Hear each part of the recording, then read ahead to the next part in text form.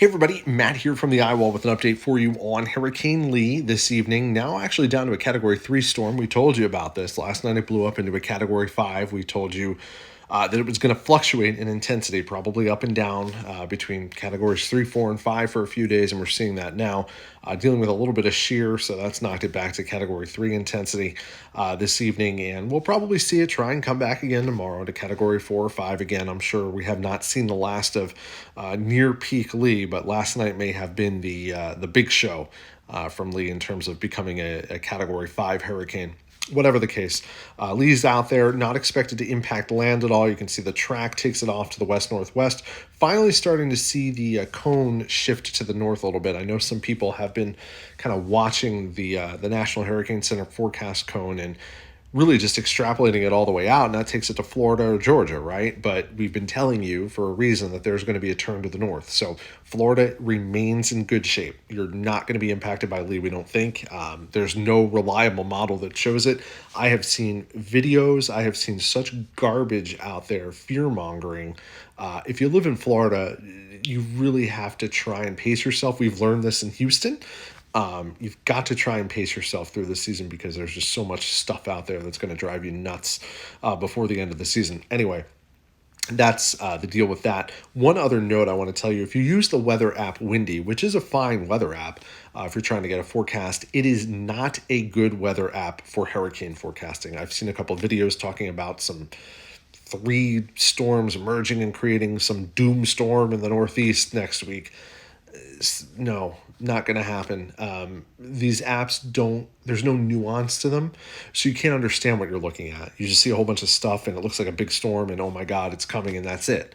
But the reality is a lot more complicated than that, and that is not what's going to happen. It's not going to play out that way. So ignore. The less information, less noise you got to deal with this time of year, the better if you live in hurricane prone areas. Anyway, so yeah, Lee's going to continue off to the west-northwest and then eventually start to plot its turn to the north somewhere here. We think it should stay comfortably east of the Turks and Caicos Islands and the southeast Bahamas. We'll continue to watch that just in case it decides to hold off on the turn a little bit longer.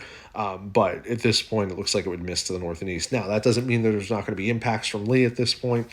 Rough surf and rip tides are going to be the big thing, rip currents, as we go through the next several days, starting in the Leeward Islands now, Puerto Rico, Virgin Islands, moving into northern parts of Hispaniola, into the Bahamas, into the Turks and Caicos Islands, eventually Bermuda, and eventually the U.S. East Coast and Atlantic Canada. This thing has been putting out some big waves near the center, so all that swell is going to work its way across the Atlantic and end up near some coastal areas as we go into late in the weekend and next week. In fact, most of next week could have some rough surf off the East Coast from Lee as it sits offshore, not really in a hurry to get where it needs to go.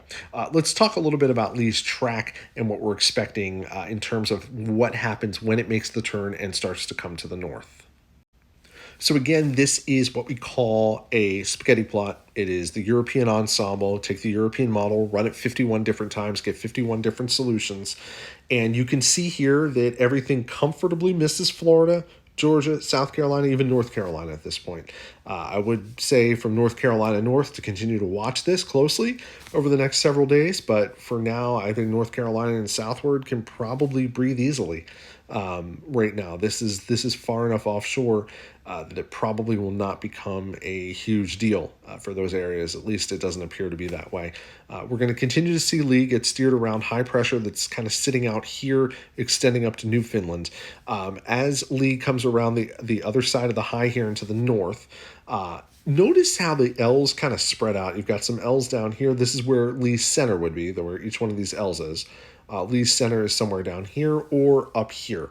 That's almost 1,000 miles of spread. So Lee's timing is going to be very much in doubt. And that timing is really important because that will determine where other features are when Lee is in the neighborhood and that will help dictate where Lee goes ultimately. So the timing is key to figuring out where Lee is going to go, in addition to where all these other features are. Another kind of wild card in all this is Margot.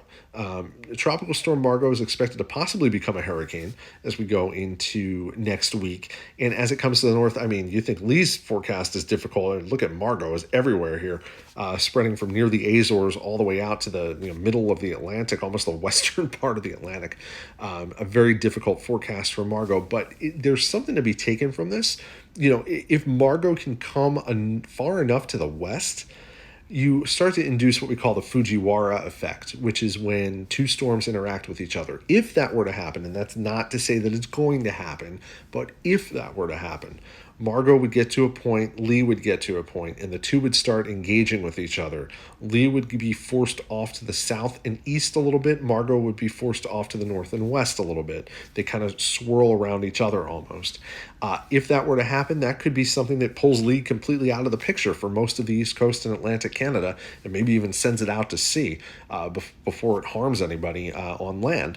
So we're going to have to watch that interplay as well. There's just so many things that are going to influence Lee that we really just can't say where Lee is going to go. I do think the trends today have pushed the tracks a little bit further offshore, off New England. Good news, but again, I'm not really confident in anything next week in terms of where Lee is going to go, short of I do think it's going to go to the north. I just don't know if it's going to go to the north and then out to sea, the north toward Atlantic Canada, or the northwest toward Maine and Cape Cod and Massachusetts and Rhode Island. So we have a lot of things to figure out here over the next several days. We'll keep you posted on it. You can check our website, theiwall.com, for more. We'll be updating you through the weekend. Take care.